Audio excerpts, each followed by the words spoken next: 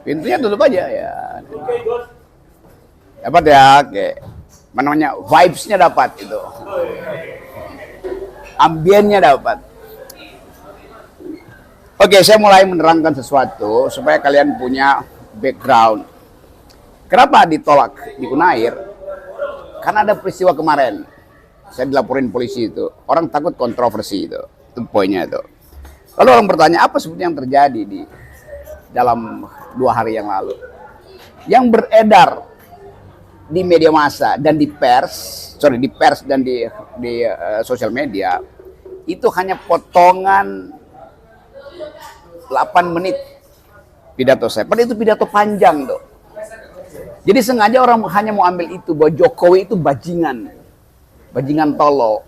Sebelumnya saya terangkan bahwa Jokowi pergi ke Cina dan mengobral IKN, bahkan disuruh pilih mau bikin apa, Anda yang atur IKN itu. Pajak diistimewakan segala macam. Jadi menurut saya Jokowi menjual negara. Itu namanya bajingan. Karena itu kan konteksnya kan. Soal IKN dan semua hal yang lain. Tapi intinya itu tuh yang saya ucapin di situ. Jadi kalau dibilang bahwa saya menghina presiden, memang saya menghina presiden, bukan Jokowinya.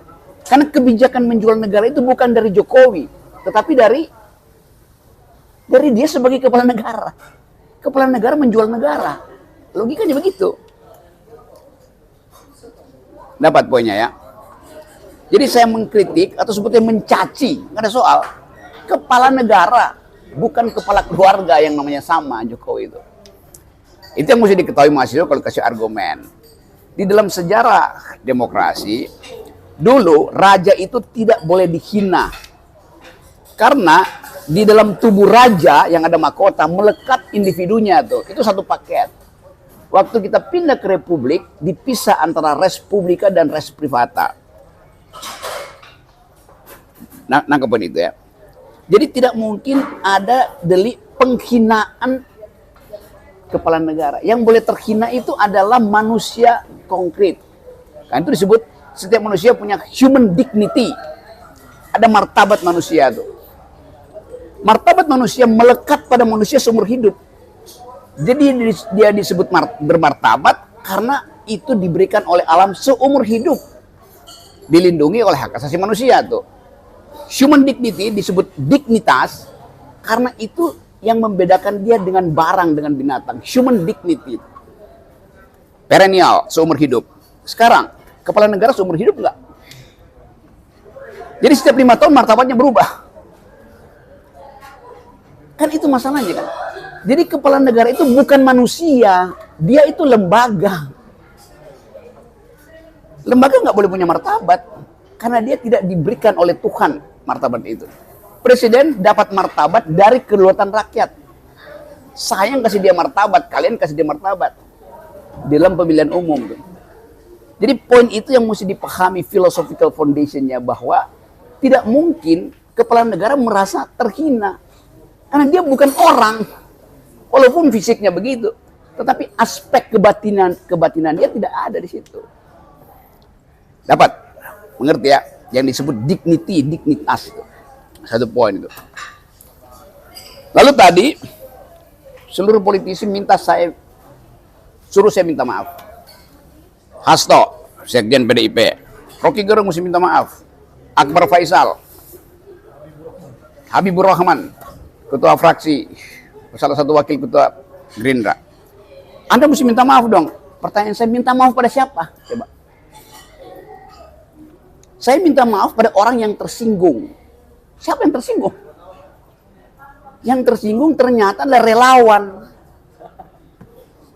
Loh, ucapan saya bukan pada relawan. Saya nggak bilang relawannya bajingan. Saya bilang Presiden Jokowi bajingan. Nangkap nggak logiknya itu? Masa saya minta maaf pada relawan? Konyol. Sekarang kita uji lagi. Apa itu relawan? Dia menjadi relawan untuk kepentingan pencalonan Presiden Jokowi. Pencalonan. Sekarang Presiden Jokowi udah jadi presiden. Relawannya mesti udah bubar. Jadi saya minta maaf pada hantu. Kan konyol kan logikanya kan. Jadi itu bagian-bagian yang mesti kita pahami sebagai orang yang berpikir. Jangan sampai kita disesatkan hanya karena emosi semata-mata. Jadi sampai tadi ya Metro bilang, saya nggak akan minta maaf. Loh kenapa minta maaf? Minta maaf ke siapa coba? Pada siapa saya minta maaf coba? Yang menuntut saya minta maaf adalah Akbar Faisal. Jadi saya mesti minta maaf pada dia. Yang menuntut Habibur Rahman, saya minta maaf pada dia. Yang menuntut saya minta maaf adalah Hasto, saya minta maaf pada dia. Nggak minta maaf pada Jokowi. Loh Jokowi nggak bilang dia tersinggung. Kenapa saya minta maaf? Dapat nggak poin itu ya? Gitu. Jadi itu intinya tuh. Sesimpel itu. Tapi dalam kesimpulan itu kedunguannya tebal. Itu dasarnya. Ada. Coba kita ngobrol sedikit soal yang lain coba. Akhirnya kalian jadi korban kan? Korban dari kedunguan rektor yang terpengaruh dengan isu itu. Padahal kabar reskrim udah bilang ini bukan delik. Bagaimana coba? Sekarang kita analisis. Apa penyebabnya rektor atau Yunto Dekan itu melarang kalian tuh? Ketakutan jabatannya hilang pasti. Cuman itu aja kan? Karena pegawai negeri. Padahal pegawai negeri itu tidak digaji oleh pemerintah, digaji oleh saya. Honor saya itu saya kasih pajak buat gaji rektornya. Kan begitu. Kalian dapat apa disebut KIP apa? Kartu Indonesia Pintar. Lalu kalian takut untuk nggak enak kalau kritik pemerintah karena dapat beasiswa. Lo beasiswa itu gue yang bayar sama lu, bukan pemerintah. Pajak saya dipakai untuk membiayai pendidikan tuh. Mana ada pemerintah punya uang? Pemerintah itu uangnya dari rakyat. Tapi seolah-olah dianggap bahwa itu kan beasiswa. Beasiswa itu yang dapat KIP sekarang, itu dulu beasiswa yang dibuat oleh SBY. Namanya beasiswa presiden, termasuk beasiswa ke luar negeri itu. Saya tahu asal-usulnya. Tapi kemudian SBY berpikir, nanti dianggap beasiswa dari saya dong, sebagai presiden. Kan orang masih menganggap presiden itu orang gitu. Maka dirubah itu beasiswa negara tuh. Uangnya adalah uang pajak kita. Rekeningnya dikunci supaya jangan diambil-ambil. Itu bunganya dipakai buat kalian. Jadi kalian berhak atas itu. Berapa? 6 bulan? 6 juta apa berapa? Ya, 1 semester 6 juta. 6 juta. Di dalam hitungan kita, Anda berhak 60 juta 10 kali itu. Karena bunga berbunga itu. Kenapa dicicil? Semua mesti dapat itu. Demikian juga BPJS. Jadi jangan ditipu kalau Anda dikasih KIP, lalu Anda mesti jadi anteknya pemerintah. Enggak, itu uang saya. Uang Pak Doni, uang dosen-dosen kalian, uang ibu kalian tuh. Dari bentuk pajak. Itu pajak dikumpulkan untuk memenuhi target 20% APBN yang wajib diberikan. Sama seperti BPJS. Negara ini harus biayai kesehatan orang. Sekarang Anda bayar BPJS ngapain? Uang perintah konstitusi, cerdaskan kehidupan bangsa, rawat fakir miskin. Orang miskin pasti dia nggak bisa kerja. Karena itu kesehatan harus dirawat. Jadi di dalam negara yang seperti Indonesia, keluarkan dulu hak primer rakyat, yaitu pendidikan 20%. Di dalam hitungan World Bank, kesehatan 15%. Jadi 20%, 35% harus di-keep, nggak boleh dipakai. Yang lain boleh dipakai infrastruktur. Sekarang itu dipakai buat infrastruktur. Jadi hak kalian untuk sehat dan untuk berpendidikan justru dikorupsi untuk bayi infrastruktur. Nggak ada perintah konstitusi, nggak bilang presiden tugas Anda adalah membangun jalan tol. Nggak ada perintah itu. Perintah konstitusi presiden cerdaskan kehidupan bangsa, artinya bangun jalan pikiran, bukan jalan tol. Pelihara fakir miskin, artinya subsidi mereka yang nggak punya pekerjaan supaya dia punya daya beli itu. Bukan kasih BLT. BLT itu menghina orang. Kan setiap bulan Anda nggak mau bekerja lagi kan? Mestinya subsidi lapangan pekerjaan supaya dia mampu untuk bekerja. Bukan kasih BLT yang 300.000. Mama saya kemarin di Padang Sidempuan. Mama bilang begini, Pak Rocky 50.000 itu mungkin Pak Rocky itu makan brownies sama kopi Americano tuh. Bagi dia di Padang Sidempuan, 50.000 itu cukup untuk membiayai susu anaknya 1 minggu. Padahal dia berhak lebih dari 50.000. Dalam hitungan Rizal Ramli misalnya, setiap orang itu berhak 15 juta kok. Sebulan tuh, kenapa cuma dapat 50.000? Jadi poin-poin ini yang saya ingin supaya teman-teman mahasiswa itu kasih critical point tuh. Bahwa hak kalian untuk mempersoalkan APBN. Itu dasarnya. Hak kalian untuk meminta digratiskan uang kuliah. Bahkan dosen sekarang disuruh untuk berlangganan jurnal kan. Terus jurnal itu mahal. Dari mana dia bisa punya uang? untuk bikin riset. Pasti dia nebeng ke mahasiswa yang agak kaya. Nanti bikin riset sama-sama pakai nama saya supaya dapat Scopus itu. Itu yang terjadi, saya tahu. Segala macam.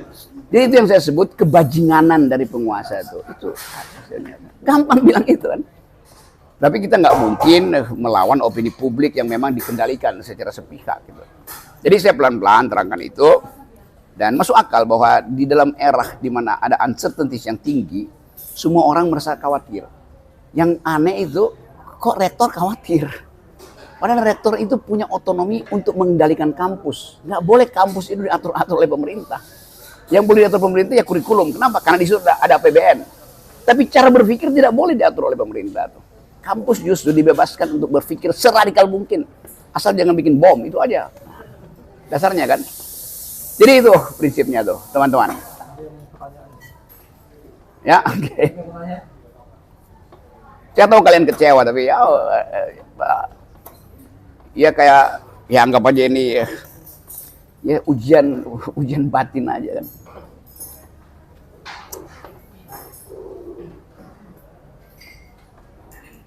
Coba, jangan ngobrol dikit-dikit. Yes. Dari mana ke?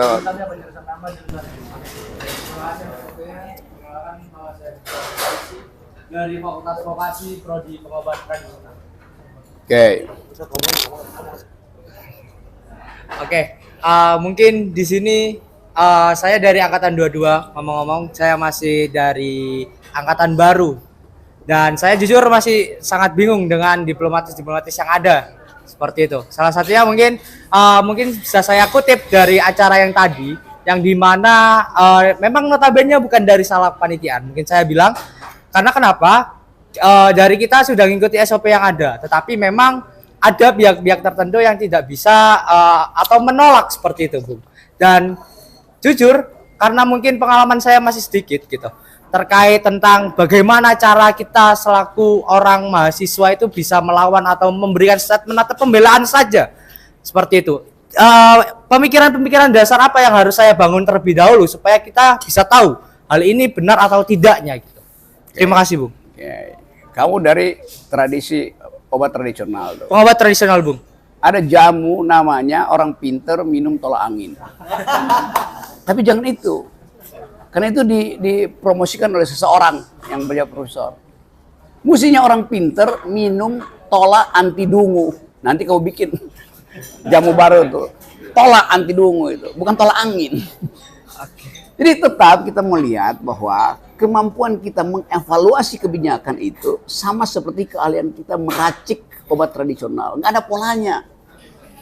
Kalau obat modern, sebagai farmasi saya tahu bagaimana campur obat itu. Berapa gram apa namanya tuh HCl dicampur dengan jumlah air lalu diberi semacam perasa supaya nggak seret di sini. Itu ada rumusnya. Tapi obat tradisional nggak ada rumusnya kan? Nah, lakukan hal semacam itu. Walaupun tanpa rumus, kamu tahu bahwa ini adalah obat. Anggap nggak tuh? Jadi kritik itu adalah obat. Kritik adalah obat paling pahit untuk sistem demokrasi. Nggak ada obat itu. Padahal kritik itu secara tradisional dibangun berabad-abad yang lalu. Masyarakat Jawa belum seperti kita itu pada waktu itu. Kalau dia protes pada raja, dia nggak mungkin bikin petisi. Dia datang ke depan istana raja, dia diam aja di situ tuh. Namanya tradisi Pepe, berjemur, minta perhatian raja.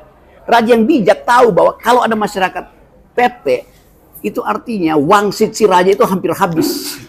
Maka dia temui rakyat itu yang protes tuh. Ini Pak Jokowi wangsitnya tinggal 3 bulan tapi masih belagu. Jadi itu poinnya kan. Kan dasarnya kenapa macet politik? Karena Pak Jokowi nggak rela, dia nggak punya grip setelah 2024. Dia mungkin cemburu pada SBY. SBY waktu setelah selesai masa periode, dia langsung diundang ke luar negeri. Kasih ceramah tentang diplomasi, kasih ceramah tentang demokrasi, kasih tentang lingkungan. Karena SBY punya konsep tentang itu, Pak Jokowi nggak punya. Yang kedua, SBY tetap setelah lengser, orang anggap oh ini masih pimpinan, kan dia punya partai politik. Jokowi nggak punya. Jadi kita mesti membaca dengan cara yang agak mengasihani psikologi Pak Jokowi yang terganggu. Dia punya obsesi untuk berkuasa, tapi dia tahu peralatannya nggak cukup. Kan nggak cukup, sayang kan? Tapi Pak Jokowi udah terlibat di dalam ambisi itu untuk memastikan dinastinya, anak-anaknya masih bisa berkuasa. Jadi di situ kelemahan pemimpin, dia berupaya untuk memperpanjang tali waktunya, tapi dia nggak tahu bahwa di antara tali itu ada yang udah retak, yaitu integritasnya. Apa akibatnya? Kasihan Pak Jokowi cemas setiap hari itu. Dia nggak tahu 1 minggu setelah dia lengser mau ngapain coba. Coba kita bayangin mau ngapain. Siapa yang akan undang Pak Jokowi untuk ngomong tentang 2 tema milenial dunia sekarang, environmental ethics dan global security? Siapa yang mengundang? Australia pasti nggak akan ngundang. Padahal di dalam kawasan Indo-Pasifik ada ketegangan soal global security, ada ketegangan soal environmental ethics. Mestinya Presiden Jokowi setelah lengser, dia diminta oleh banyak universitas untuk pidato. Sekarang nggak mungkin dia lakukan itu. Karena kesibukan beliau selama 7 tahun ini membuat dia, ya apa yang ada dia lakukan itu. Dia nggak meninggalkan konsep pada bangsa ini. Yang dia tinggalkan adalah fondasi, beton, konstruksi jalan tol, bukan jalan pikiran. Itu yang saya kritikan.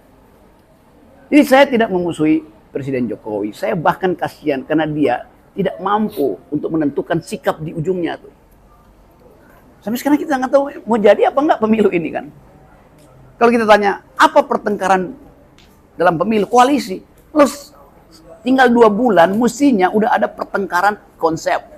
Indonesia mau dibawa kemana di dalam ketegangan Amerika dan Cina itu? Indonesia mau dibawa kemana di dalam kritik fundamental dari anak-anak muda dunia tentang kerusakan lingkungan di Indonesia tuh? Kan itu mestinya udah diucapin. Nggak ada coba. Jadi Anda akan memilih presiden nanti berikutnya nggak ada konsep. Karena ditahan oleh Jokowi itu. Nggak boleh dulu tentukan wakil presiden sebelum saya kasih sinyal. Kan itu kan bajingan namanya. Jadi sekali lagi, saya hanya terangkan itu sebagai deskripsi akademis saya tuh. Bukan soal personal tuh. Itu maksudnya tuh. Dapat poin itu ya.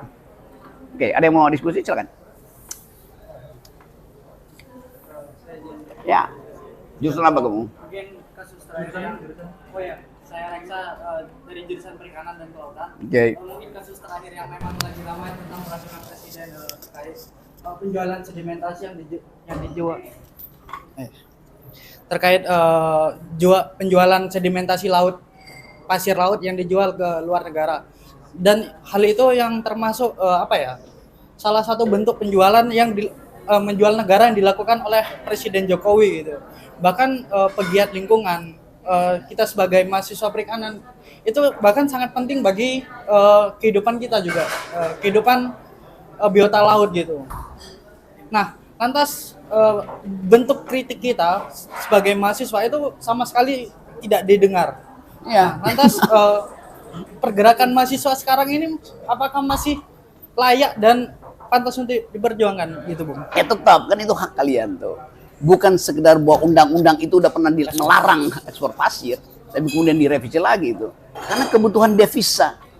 Sekarang pertanyaan kita, kemana hasil jual pasir itu? Hanya ada 2-3 orang yang menguasai pasir itu. Yang bahkan mendorong supaya pasir dijual lagi kan. Tapi itu urusan politik. Sekarang urusan ilmu pengetahuan saudara tuh. Begitu pasir disedot dari pesisir Sumatera, ecological footprint, jejak ekologi di Sumatera berubah. Kan itu yang dikeluhkan sekarang oleh nelayan. Habis tangkapannya tuh. Jadi rusaklah ekosistem Sumatera. Begitu pasir tiba di pantai Singapura, rusaklah ekosistem Singapura. Karena pasir dari Sumatera lain kimianya dengan pasir dari Singapura. Bisa jadi racun justru dia di situ kan. Jadi Anda bayangkan itu sama dengan kasus IKN. Tanpa AMDAL diputuskan untuk pindah ibu kota. Itu bajingan atau bukan bajingan, tolol. Kan dalam ilmu pengetahuan, lakukan riset ekologi, baru putuskan secara politik. Sekarang keputusan politik udah dibuat, baru disuruh minta AMDAL-nya. Nah, anak S1 perikanan kelautan tahu, oh ini konyol cara berpikir itu kan. Jadi banyaklah menulis, teman-teman mahasiswa itu kumpulin pers, terangin. Karena kadang-kala jurnalis kita juga nggak ngerti begitu-begituan. Jadi tetap ada perjuangan di jalan dan ada perjuangan di dalam secara konseptual. Itu aja tuh. Saya tahu keresahan kalian tuh dan ya kita ngerti bahwa sumber daya perikanan kita tidak dikelola secara ekologis. Padahal kita butuh ikan yang bisa menyegarkan otak kita dengan protein kan. Itu pentingnya kita makan ikan dan bukan menghafal nama-nama ikan. Itu yang sering saya sering begitu kan. Dalil-dalil itu saya kira tuh yang penting tuh. Oke, ada yang lain?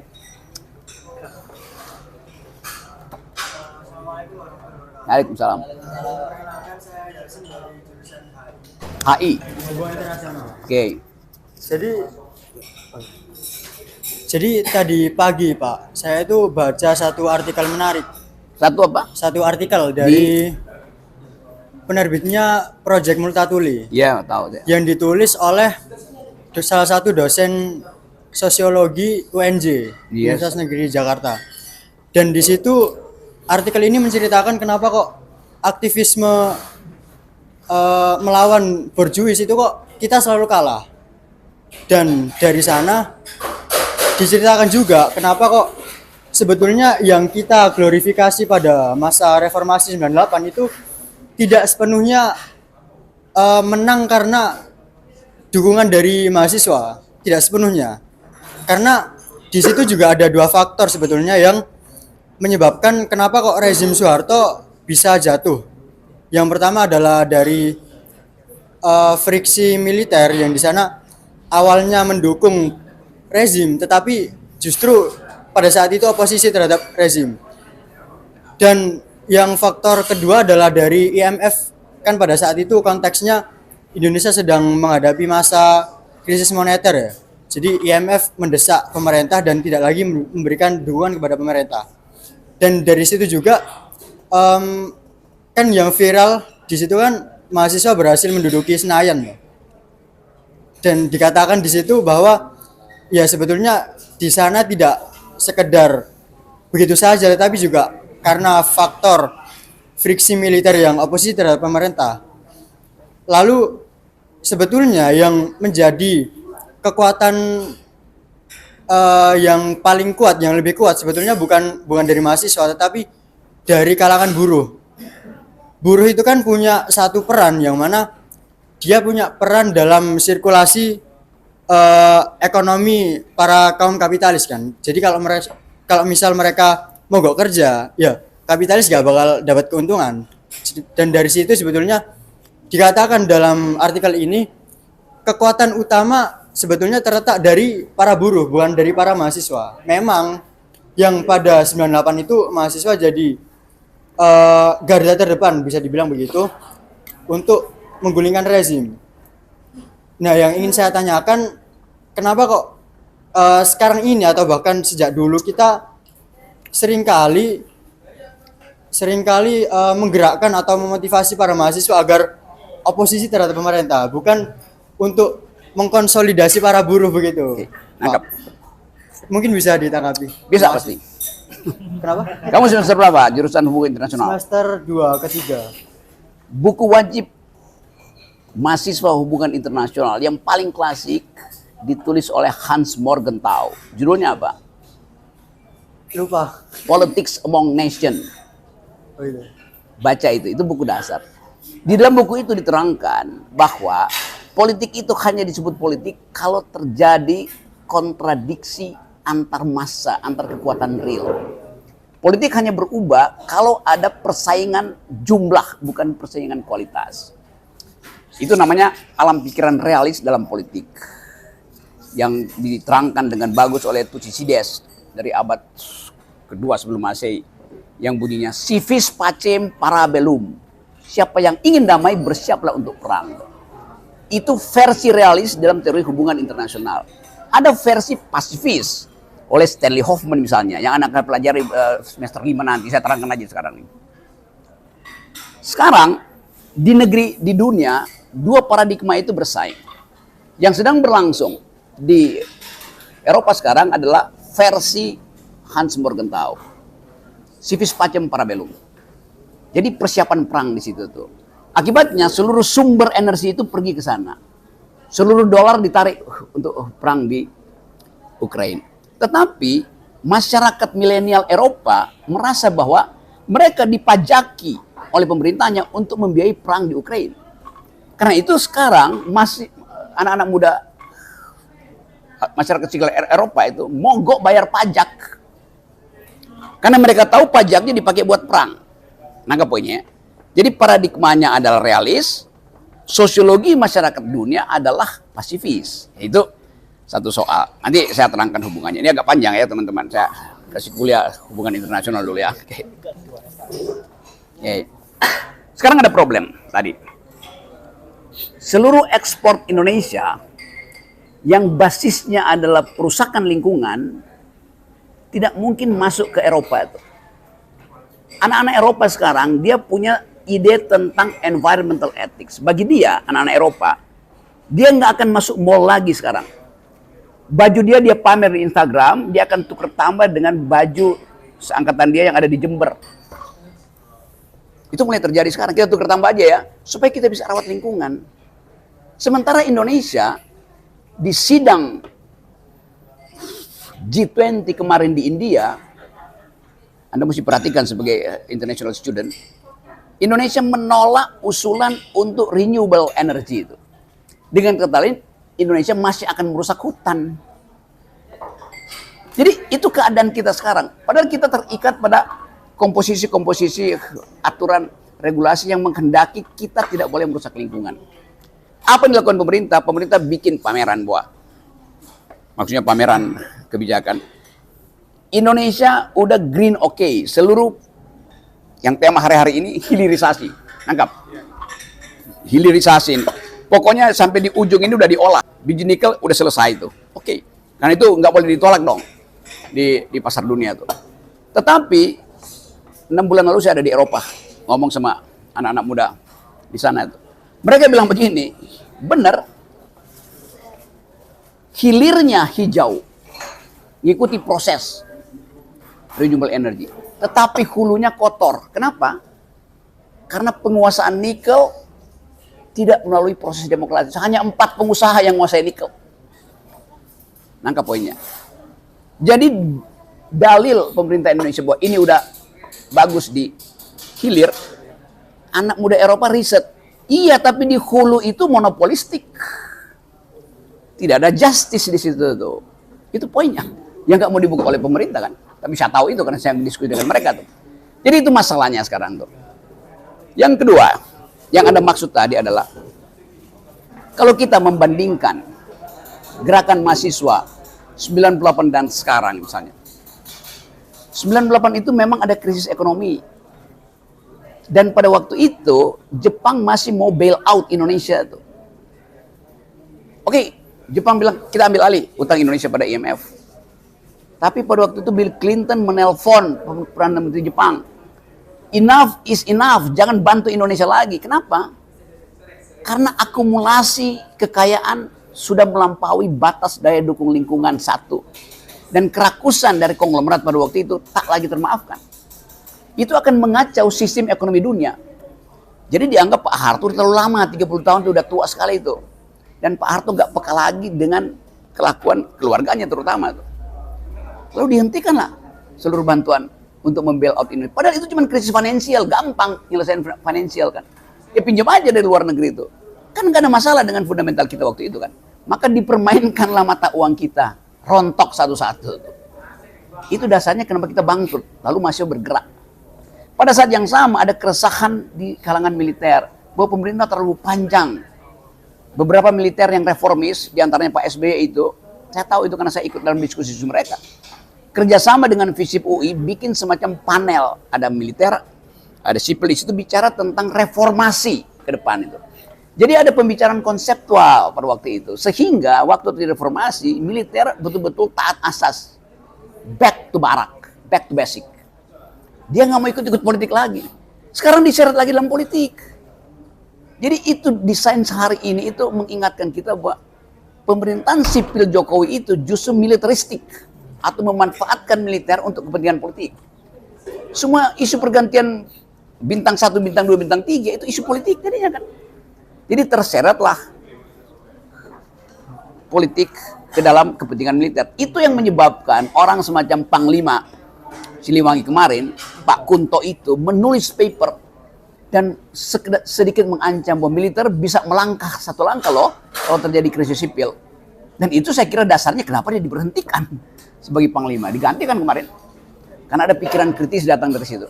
Jadi itu idenya. Jadi teman-teman tahu bahwa ada variabel-variabel yang sedang mengintai kita, yaitu ketegangan antara sipil dan militer, terutama karena tetap kalangan militer melihat bahwa kok arah negara itu memburuk ya. Apa yang memburuk? Disparitas ekonomi yang Anda tahu semua itu. Bahwa 3 orang kaya Indonesia menguasai separuh dari pendapatan nasional kita kan. Dan Pak Jokowi bangga bahwa Ternate pendapatan per kapita paling tinggi itu $23.000. Padahal itu akumulasi dari cuma 4 pengusaha nikel di Ternate. Tetap Ternate miskin. Kan cara membaca statistik itu kan. Jadi kalau kita lihat misalnya apa yang dipamerkan oleh Jokowi itu.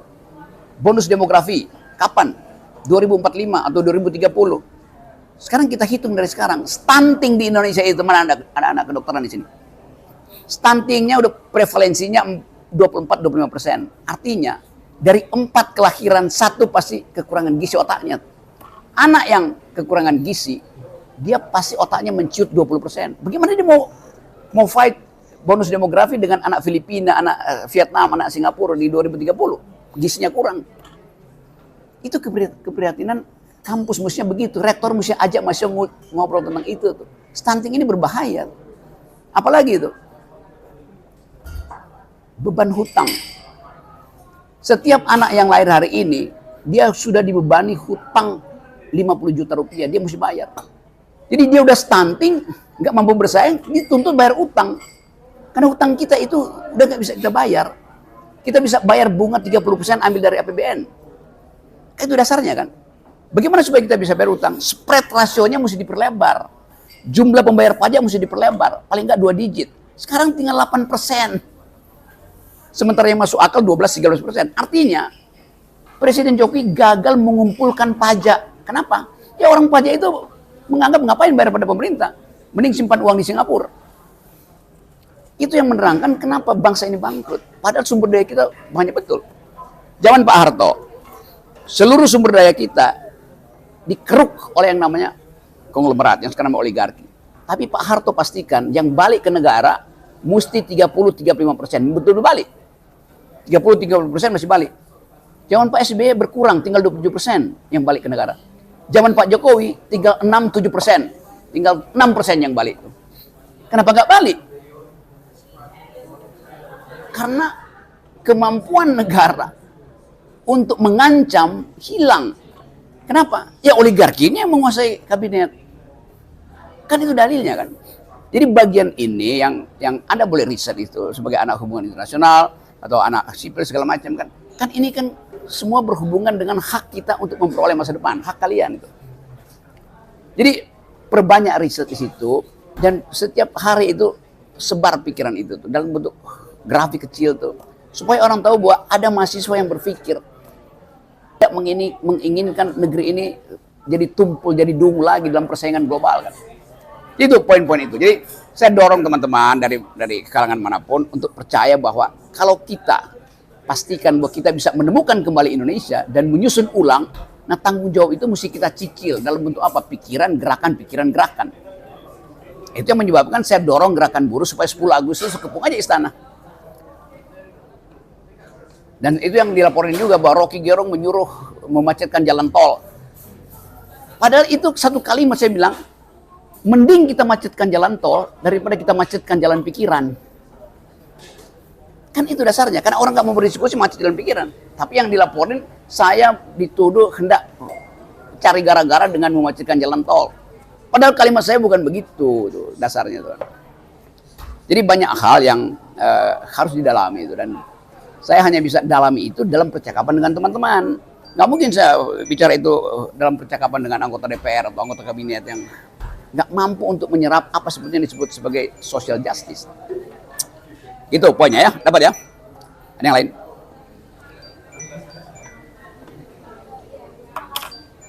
Sebelumnya perkenalkan, nama saya Suraya Kamila Mandiri. Suraya Kamila Mandiri. Ya. Ya mohon maaf saya ulangi lagi. Susu kental manis SKM. Ya saya memang manis Pak, terima kasih.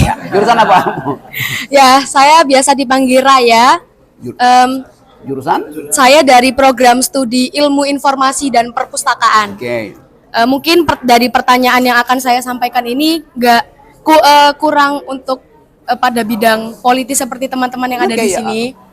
Saya cuman mau tanya aja.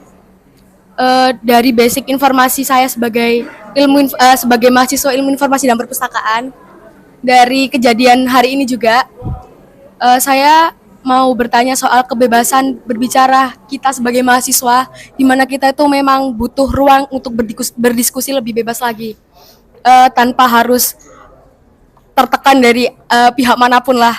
Kalian tuh mahasiswa, seharusnya ada batasan. Kalian tuh masih muda, harusnya kalian tahu sopan santun, gaya bahasa sopan, mungkin itu. Mungkin dari Paroki Gerung, saya Bung Rocky ya. Saya agak deg-degan ini mau tanya, karena memang dari dulu tuh saya sering nonton Paroki. Kalau nggak ada saya sambil nonton kamu deg-degan juga. Waduh Pak. Jujur, deg-degan pas Iya. terseran. Ternyata Bung Rocky tampan juga. Ada kue coklat nggak kasih?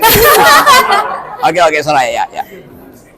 Saya cuman mau tanya dengan Pak Rocky, gimana langkah kita sebagai mahasiswa itu bisa mendapatkan kebebasan dalam bersuara tanpa harus tertekan dari pihak manapun. Oke, anggap.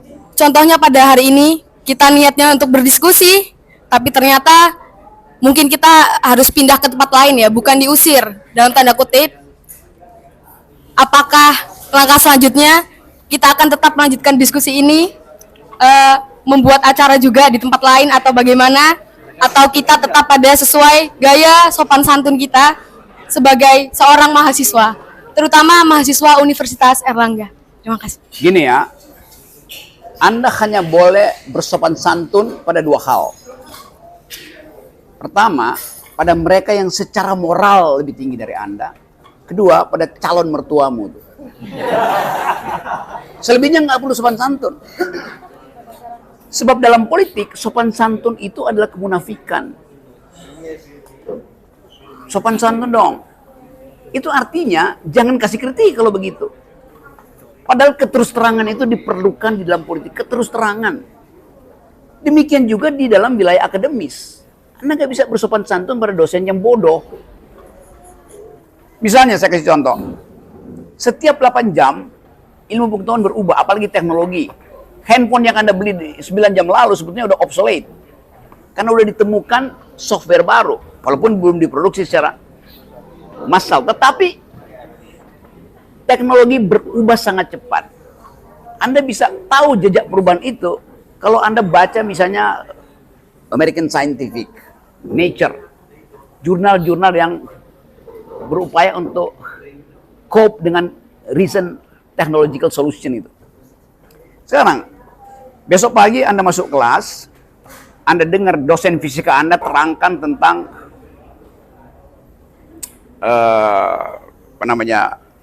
Brief History of Time, Stephen Hawking misalnya. Waktu Anda dengar, Anda merasa kok ini dosen bodoh ya. Karena 2 jam sebelum Anda masuk kuliah itu, ruang kelas itu, Anda sempat mengintip teori fisika mutakhir yang dipublish misalnya oleh Royal Academy dari London. Anda tahu bahwa ada temuan baru di bidang fisika teoritis yang membatalkan fisika Stephen Hawking. Tapi kalau Anda sopan, mesti Anda bilang, Pak dosen itu salah Pak dosen. Karena yang Pak dosen baca itu jurnal 2 bulan lalu. Jurnal terakhir bunyinya begini. Anda mesti ambil risiko dibilang tidak sopan demi kebenaran itu. Tapi Anda ragu nanti kalau saya bilang begitu, nanti IP saya turun. Makanya, oh iya benar Pak. Padahal itu udah obsolete pengetahuan itu. Jadi jujur aja bilang, itu yang saya sebut mimbar akademis, itu bukan mimbar guru besar atau dosen. Semua sivitas akademik yang punya dalil berhak naik mimbar untuk mengatakan saya punya dalil, saya punya teori, saya punya pengetahuan. Bantah di depan dosennya. Dosen yang demokratis, oke, Anda benar, saya salah. Dan itu yang mesti kita biasakan. Termasuk rektor. Kalau rektornya ngaco bilang, Pak Rektor Anda salah. Rektor yang bermutu dia akan hargai pendapat mahasiswa itu. Itu dasarnya tuh. Sekali-sekali kita bikin hari anti rektor. Bikin aja hari anti rektor buat menguji si rektor. Kan gitu intinya kan. Ngari kan? Supaya yang lain juga, oke, ini kan cuma ngetes hari anti rektor. Satu, Indonesia rumuskan kenapa hari anti rektor?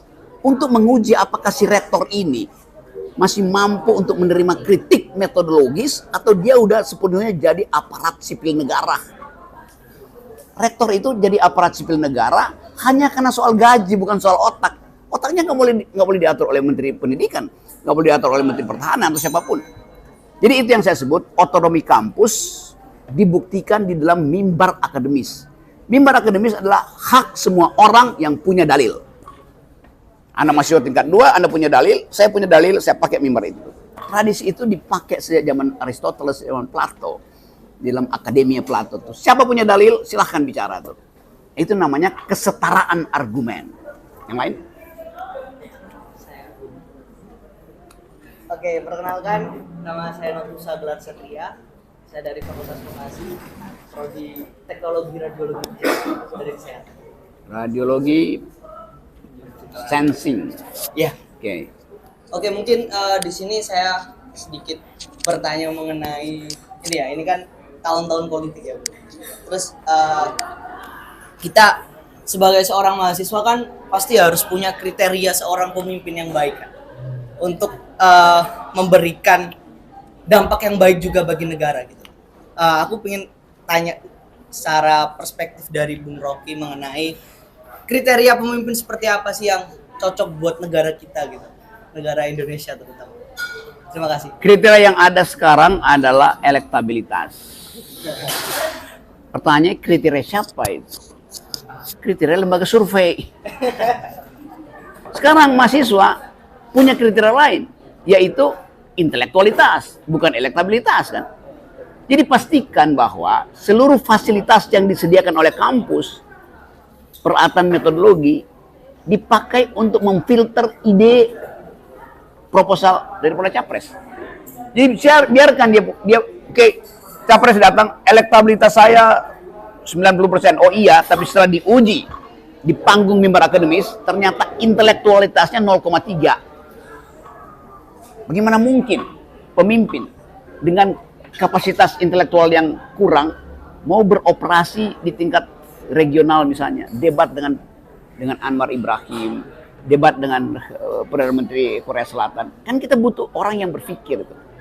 Karena Indonesia ada di dalam ketidakmampuan mengucapkan pikirannya sendiri. Kita ngelihat Pak Jokowi beredar di publik internasional. Padahal ini masalah yang penting supaya Indonesia dikenal. Karena itu penting intelektualitas.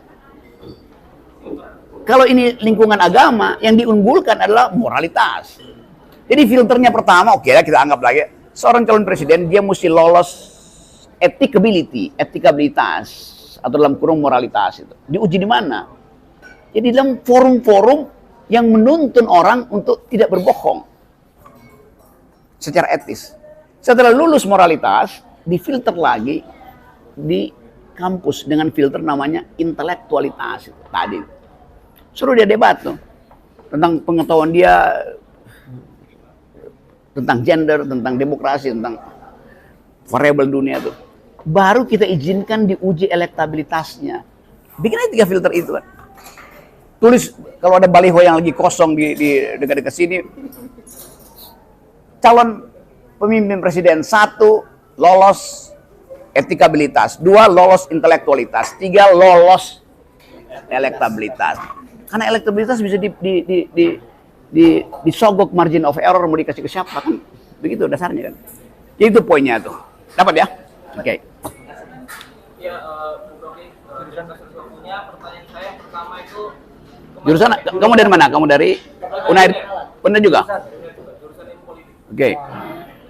Kita kan kemajuan teknologi yang sekarang banyak di barat, kemajuan yang eksponensial itu kan karena mungkin mereka mengalami enlightenment lebih dahulu, Aufklärung lebih dahulu.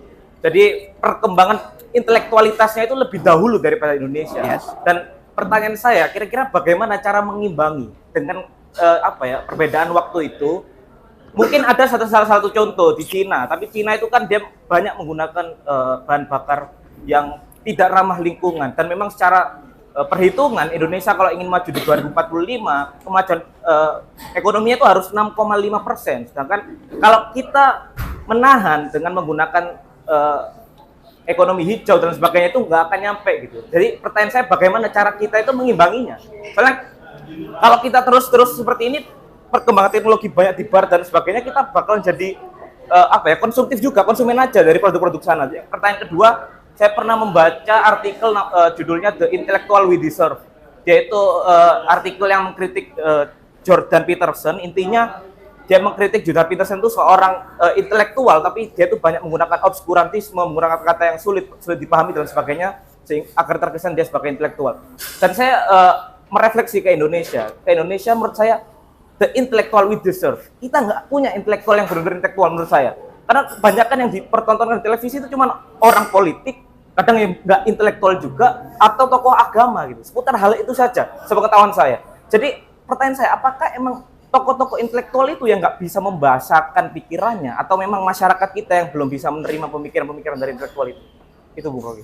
Ada banyak peneliti Indonesia yang bermutu, tapi karena punya perbedaan dan persaingan senioritas, junto persaingan politik, dia tersingkir. Pergi brain drain ke luar negeri itu. Setahun lalu dihebohkan di Amerika, karena ada seorang perempuan Indonesia, masih muda, menjadi pelopor arsitektur ruang angkasa. Dia disewa oleh Harvard, undang dia ceramah, Elon Musk undang dia juga, untuk mendesain pemukiman di luar angkasa. Seorang perempuan. Jadi bayangkan, kemampuan intelektual kita tidak terhalang oleh tadi ketertinggalan sejarah of-pop. Bisa kita lakukan lompatan kuantum untuk menemukan ide kan. Jadi Anda lihat, perempuan ini usianya mungkin, dia pergi keluar dari Indonesia ketika 98, lalu sekarang mungkin ya belum 40. Dia mampu menunjukkan bahwa otak orang Indonesia, otak perempuan Indonesia bisa sangat menonjol justru di Amerika, di mana ada kebebasan untuk mengeksplorasi. Itu dasarnya. Jadi Ya, itu salah satu efek karena dia mengalami kecerahan pemikiran juga, masyarakatnya banyak masif mempunyai pemikiran yang cerah. Di Indonesia kan belum mengalami itu. ya itu yang saya barusan terangkan. Kan saya bilang dia mengalami itu justru karena dia keluar dari Indonesia. Lalu Anda terangkan ulang, iya karena di Amerika itu tidak, justru itu. Jadi jangan tambahin sesuatu yang udah diterangkan, itu poinnya. Jadi poinnya adalah insentif untuk seseorang berpikir apa? Apa insentifnya? Kebebasan untuk mengeksplorasi, itu insentifnya. Sekarang BRIN, banyak peneliti di BRIN. Bebas nggak dia mengeksplorasi idenya? Harusnya bebas. Tetapi BRIN, pengarahnya adalah Megawati Soekarno Putri. Honoris causa doktor. Dan Ibu Mega pamerkan, saya mau lebih dari profesor. Ini soal riset. BRIN itu didesain supaya risetnya harus Pancasilais. Apa tuh riset Pancasilais? Karena Megawati adalah ketua BRIN. Jadi kebebasan itu, tacit agreement, kesepakatan diam-diam itu membatalkan ide. Yang terakhir, yang mau riset tentang hidrogen itu. Kan dia akhirnya pergi ke Itali. Karena dianggap ya tidak sesuai dengan visi dari BRIN kan. Itu dasarnya. Jadi tetap harus ada suasana, ada ambience, ada ambiente. Supaya otak itu ditumbuhkan hanya demi otak kita mampu mendialektisir otak kita sendiri itu. Kita bermain dengan otak kita mengancam otak kita sendiri, kita bersabar dengan otak kita sendiri kan. Nah, otak-otak ini yang tidak dimengerti kebutuhannya oleh infrastruktur pendidikan kita. Tagline kita adalah kampus merdeka. Oh iya, tapi tadi digembok kampusnya tuh, Unair, gimana merdekanya coba? Jadi selama pikiran tidak dialirkan secara bebas, omong kosong untuk kampus merdeka. Merdeka pertama adalah merdeka untuk bertengkar di dalam pikiran. Kita nggak bisa bertengkar. Padahal Anda mau bertengkar dengan saya kan? Dan saya ingin bertengkar dengan kabinet, nggak boleh tuh. Jadi jalan-jalan pikiran semacam ini yang kita ingin pelan-lahan lah. Saya percaya bahwa walaupun ada hambatan, tetapi ide itu evolve. Ide itu punya sayap, dia akan terbang, nggak bisa diikat. Apalagi ditutup pintu oleh rektor, nggak bisa. Nah, kekuatan itu yang bisa kita hadirkan. Jadi tetap aja dalam rencana semacam ini ada kajian strategis di kalangan mahasiswa, dan itu harus dipertandingkan dengan kajian-kajian dilakukan oleh pemerintah tuh. Lakukan duel argumen di situ tuh. Itu dasarnya. Dan Anda punya kesempatan untuk memperlihatkan bahwa 2024 itu adalah era Anda, bukan era the establishment hari ini kan. Itu aja dalilnya. Anda bisa, coba saya terangkan satu hal ya. Saya ke Eropa, ketemu dengan mahasiswa Indonesia. Mahasiswa Indonesia bilang begini, Pak Rocky, saya dapat beasiswa LDP apa namanya? LPDP. Saya mahasiswa ITB, 2 perempuan mahasiswa ITB, ketemu saya di Polandia, di Warsawa. Begini Pak, kita malu. Kenapa kalian malu? Karena kita nggak mau pulang ke Indonesia, padahal kita dibiayai oleh negara. Kenapa kalian malu? Akhirnya dia buka cerita. 2 mahasiswi ini bekerja di instansi negara. Dia bilang, kalau saya pulang nanti dengan modal PhD, saya tetap eselon di bawah bos saya. Dan bos saya akan tetap suruh saya untuk memanipulasi anggaran. Markup anggaran. Jadi dia ada dalam dilema. Kalau dia nggak pulang, dia merasa bersalah karena dibiayai negara. Kalau dia pulang, dia akan jadi pembenar koruptor. Bayangin, seorang intelektual di negeri orang mesti mengalami situasi dilematis semacam itu. Coba. Kan jelas kan? Lain kalau dia bilang, oke, saya pulang ke Indonesia dan saya bebas untuk memilih pekerjaan baru. Tapi dia diikat balik ke instansinya tuh. Padahal dia tahu bosnya itu nggak akan berubah. Koma dipindahin, 3 juta dibikin 300.000, diambil 2,7 jutanya. Ini bajingan kan namanya kan? Jadi itu keadaan kita, real politics, today's politicsnya begitu. Nah, suasana itu yang mesti dialami oleh teman-teman dengan memikirkan bahwa apa yang bisa kita upload setelah 2024. Nah, ujian itu dimulai dari mengundang para politisi supaya diuji pikirannya. Karena proposal politik hanya bisa difilter di mimbar akademis, bukan di atas panggung dangdut. Kan itu dasarnya kan. Oke, ada yang lain.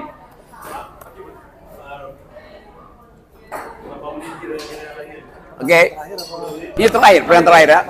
Karena kita mesti jalan juga nih. Oke, yang lain dulu. Anda. Tadi kau udah ngomong belum ya? Belum, Pak. Oke. Oh, iya. Temennya yang ngomong. Oke, sebelumnya terima kasih untuk kesempatannya. Perkenalkan, nama saya Michael Gary dari Ilmu Komunikasi. Di sini saya Michael Gary. Iya. Michael Bolton dan Gary Moore. Ya, di sini kan kita tahu ya bahwasanya wewenang dari rektor itu adalah mengelola sekaligus memanajemen kehidupan ataupun aktivitas kegiatan kampus itu sendiri. Tapi makin ke sini kita melihat bahwasanya dengan wewenang itu justru rektor acap kali itu sering memanfaatkan wewenang tersebut dengan seenaknya gitu. Sehingga ada ancaman-ancaman terlebih di kepentingan akademik kita gitu.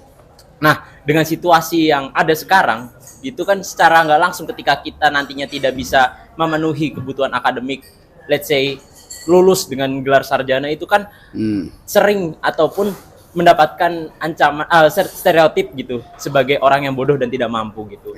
Nah, secara nggak langsung dengan situasi ini adanya ancaman itu kita memiliki kebebasan demokrasi yang makin minim gitu. Nah, lantas apa gerakan sekaligus pola komunikasi yang relevan gitu untuk bisa digunakan ataupun dimanfaatkan agar kehidupan demokrasi yang sempurna itu bisa terjadi lagi? Mungkin dari saya itu aja. Oke, Anda jurusan komunikasi. Oke. Anda pernah tahu nggak orang namanya Noam Chomsky? Itu profesor komunikasi yang semua profesor komunikasi dunia mesti baca buku itu. Dia nulis buku judulnya Manufacturing Consent. Atau Anda pernah belajar tentang Jürgen Habermas? Anda semester berapa? Semester menuju 5. Oke, itu juga masalah tuh. Karena mereka yang belajar ilmu komunikasi mesti belajar tentang apa yang disebut ideal speech situation. Yang ditulis dengan bagus oleh Jürgen Habermas, orang Jerman. Atau tadi manufacturing consent yang ditulis oleh Noam Chomsky. Dalilnya sama. Pikiran itu pada akhirnya diternakkan, difabrikasi oleh kekuasaan. Di pemerintah dia kendalikan melalui media mainstream. Di kampus dikendalikan melalui kurikulum. Masuk fakultas hukum misalnya, kapan Anda belajar tentang legal reasoning? Nggak ada pelajaran itu. Masuk ilmu politik, kapan Anda belajar tentang teori oposisi? Nggak ada pelajaran itu. Jadi kultur kampus itu sama seperti buku Noam Chomsky, manufacturing consent.